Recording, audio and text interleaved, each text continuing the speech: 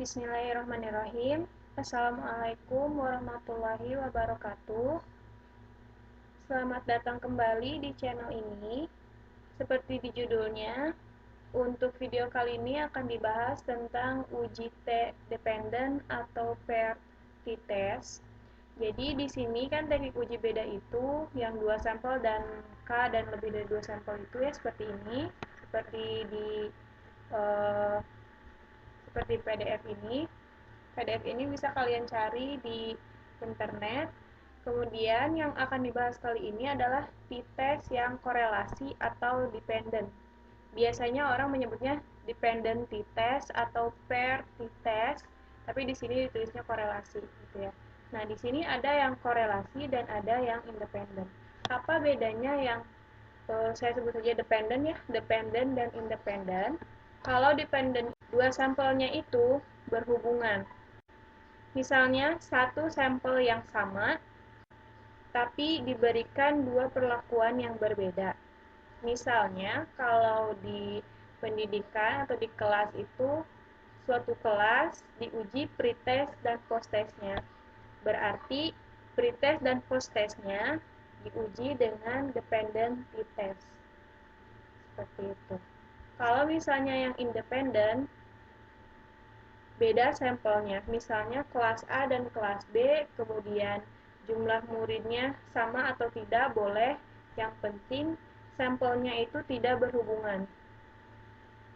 Jadi kalau misalnya yang dependen itu berhubungan, atau independen itu tidak berhubungan. Intinya yang ini, yang dependen itu, satu sampel hanya ada dua perlakuan. Kemudian kalau yang ini sampelnya berbeda.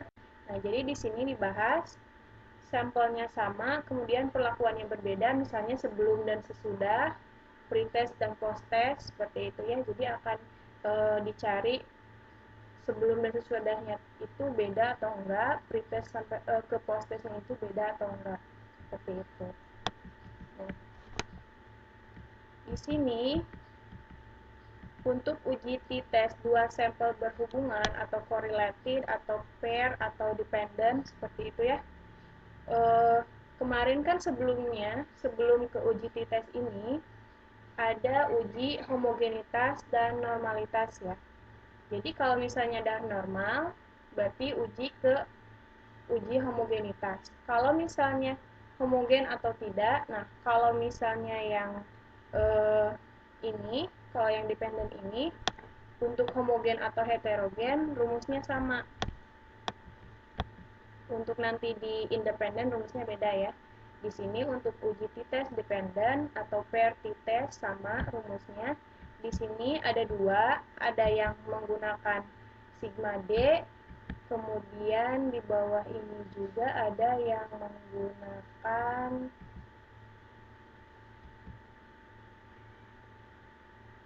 ini ya, S ya, ada yang menggunakan simpangan baku. Seperti itu. Jadi untuk di video kali ini yang akan dibahas adalah menggunakan menggunakan teh hitung yang ini. Yang itu juga bisa, tapi dalam video ini yang akan saya jelaskan hanya menggunakan rumus yang ini. Seperti itu. Uji T dua sampel berhubungan. Kita langsung saja ke contohnya. Langkah-langkahnya itu kurang lebih sama seperti yang uji Z, uji T1 sampel kemarin gitu ya. Nanti kita uraikan. Contohnya, 10 wanita peserta KB suntik sebelum dan sesudah 6 bulan penggunaan diukur tekanan darahnya. Adakah perbedaan tekanan darah sistolik sebelum dan sesudah ber-KB? Seperti ini, di sini ada 1, 2, 3, 4, 5, 6, 7, 8, 9, 10, ada 10 orang ya. Kemudian di sini hanya sebelum dan sesudah seperti itu. Jadi misalnya kalau siswa 30, terus pretest dan posttest itu kalau di pendidikan ya. Ini di kesehatan. Kemudian cara menjawabnya kita buat saja di PowerPoint.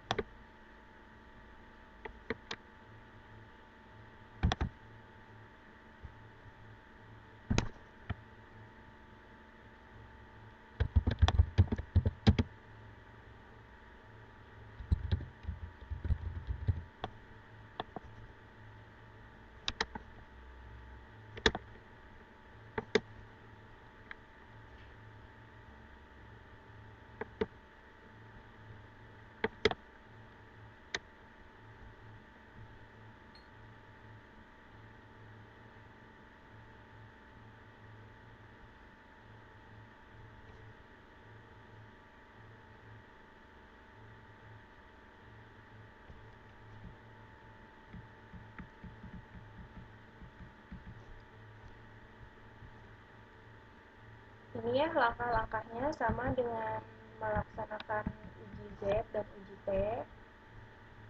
Kita tulis prosesnya. Tadi di soalnya itu ini ya. Kemudian kita lihat jawab. Dia memakai hipotesis dua arah. Kita juga ikuti hipotesis dua arah. Jangan lupa langkah-langkahnya tadi ya. Yang pertama, menyusun hipotesis.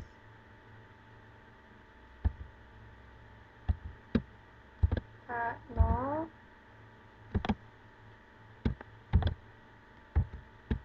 HA.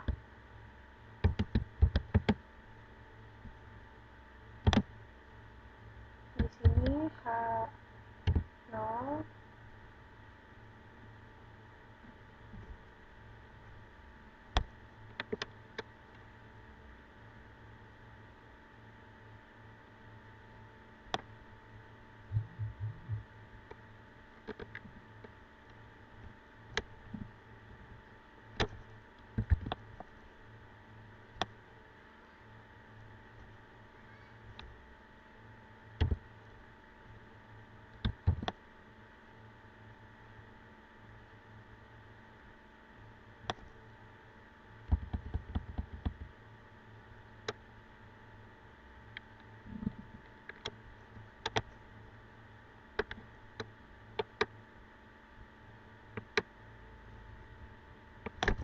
ini ya HA dan H0 dan HA-nya.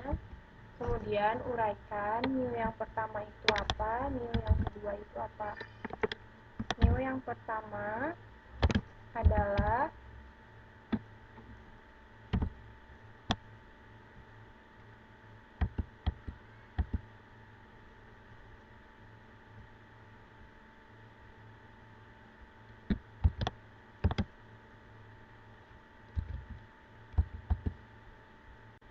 tekanan darah sebelum KB suntik ya.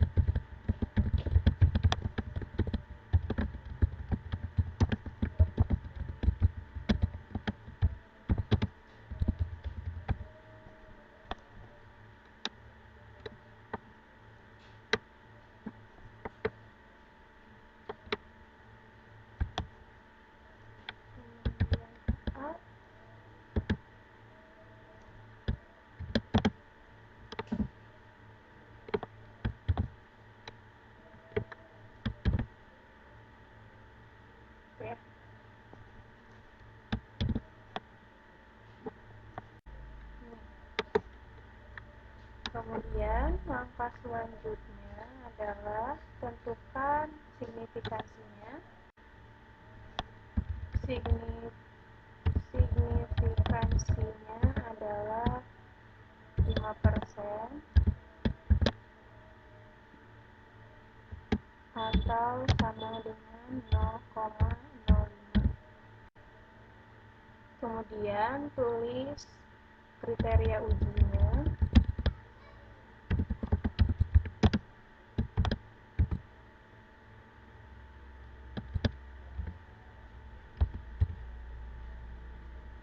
H0 diterima jika, H0 ditolak jika.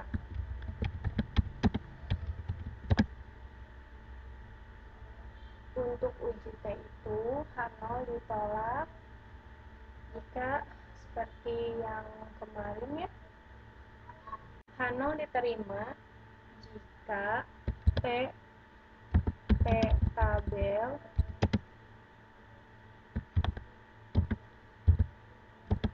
lebih besar dari T hitung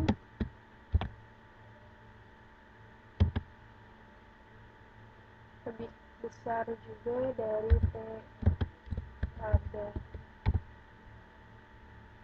Pokoknya negatif ya. Tuh. Kemudian berarti H0 ditolak jika T hitung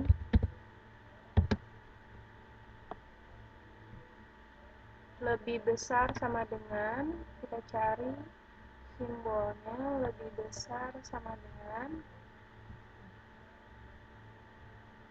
T hitung lebih besar sama dengan T tabel, atau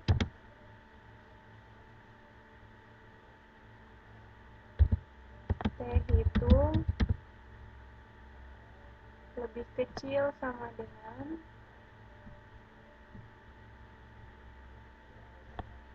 T tabel.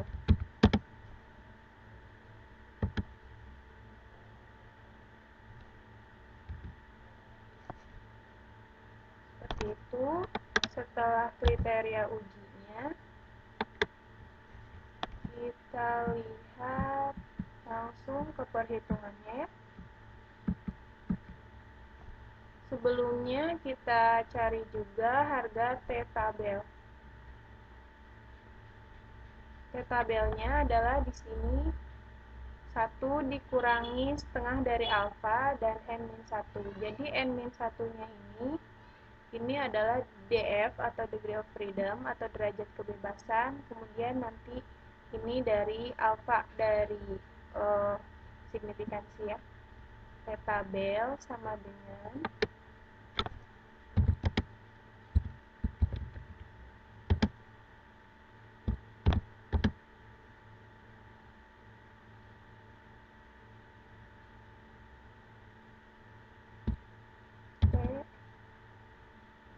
yang kurung 1 dikurangi 0,5 alfa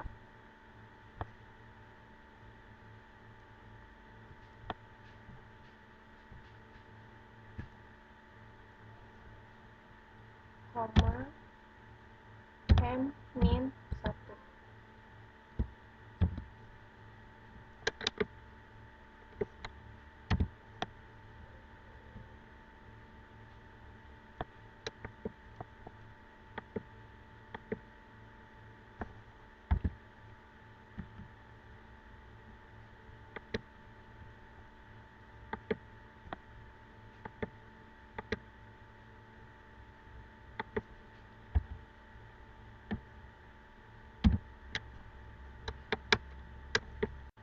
Kemudian kita cari T hitungnya. Nah, cara untuk mencari T hitungnya, saya menggunakan perhitungan dari buku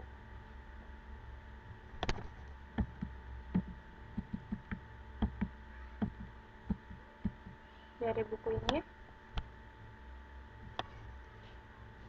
Di sini ada dijelaskan bahwa rumus rumus uji T dependen itu seperti yang ini.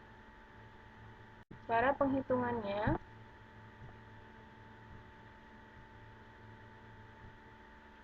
jadi di sini kita buat tabel dulu. Kita buat tabel. Ini yang X, kalau misalnya di soal tadi berarti sebelum, di sini sesudah. Kemudian kita buat lagi X kuadrat atau yang sebelum, kemudian angkanya dikuadratkan. Yang Y juga, yang sesudah angkanya dikuadratkan. Kemudian buat kolom XY atau yang sebelum dan sesudahnya dikalikan. Buat seperti ini. Kemudian jumlahkan. Di sini sigma X-nya berapa, sigma Y-nya berapa, kemudian sigma X kuadratnya berapa, sigma Y kuadratnya berapa, dan sigma XY-nya berapa. Seperti itu. Kemudian kita mulai penghitungannya.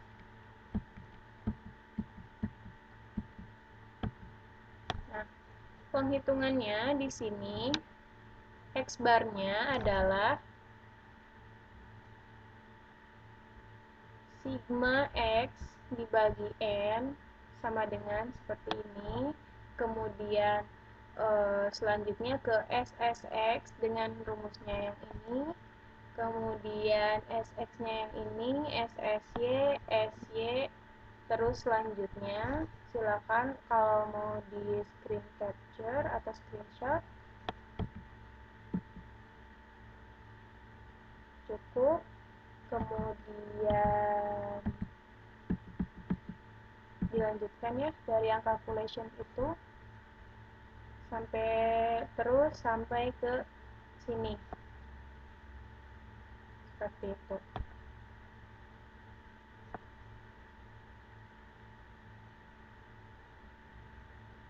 Jadi rumusnya adalah yang dipakai ini ya, kita hitung X bar dikurangi Y bar dikurangi mu X kurangi mu Y hipotesis. Yang ini udah pasti 0. Jadi ini X bar, ini Y bar. Kemudian S X bar kurangi Y bar itu dapatnya segini dari perhitungan sebelum-sebelumnya. Jadi yang didapat, yang bisa digunakan adalah rumusnya seperti ini.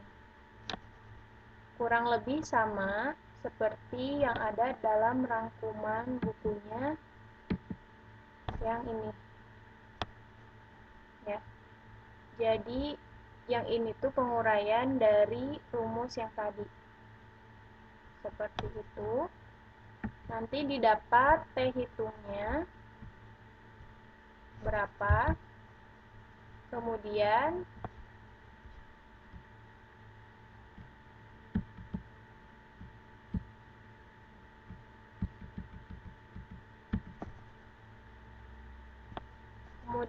tulis di sananya kesimpulan. Atau kita tulis di slide selanjutnya. Kesimpulan.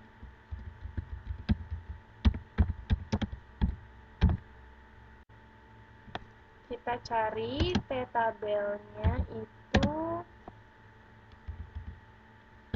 seperti yang di uji T1 sampel kemarin, hanya di sini DF atau DK-nya N dikurangi 1, kemudian untuk yang di kolomnya itu 1 dikurangi setengah alfa.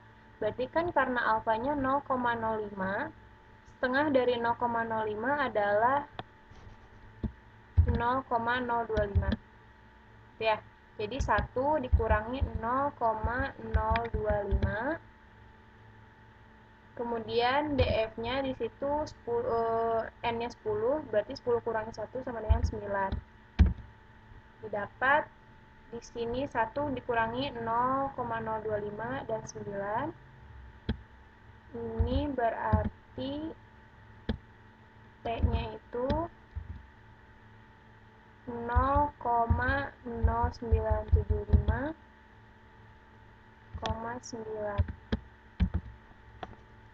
sama dengan kita cari di T-tabel, kalian bisa cari T-tabelnya dengan search, kemudian akan muncul seperti ini.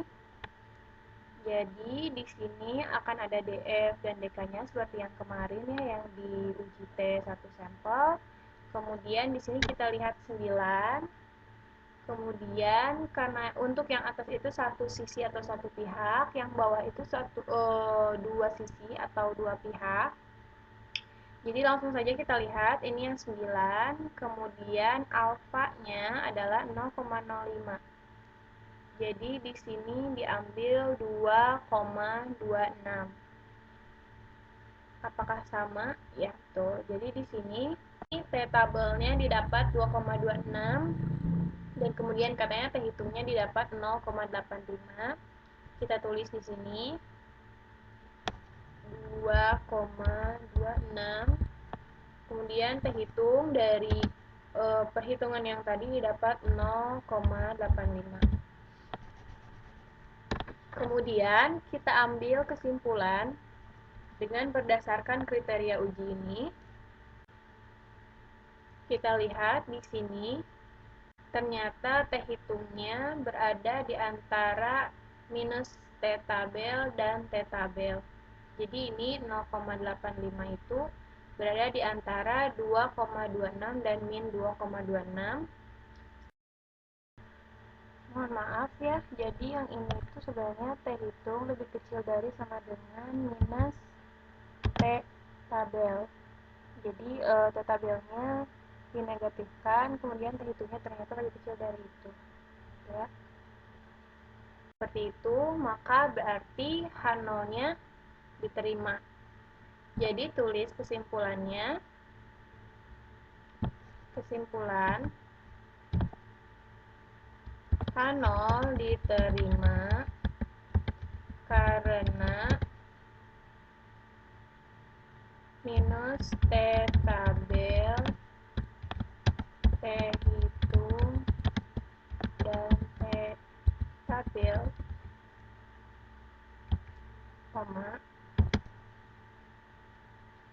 minus 2,26 lebih kecil dari T-hitung yang 0,85, kemudian T-tabelnya adalah 2,26. Nah, berarti di sini langsung ditulis kalau H0 diterima, H0-nya adalah tidak terdapat perbedaan signifikan antara tekanan darah sebelum dan sesudah KB suntik.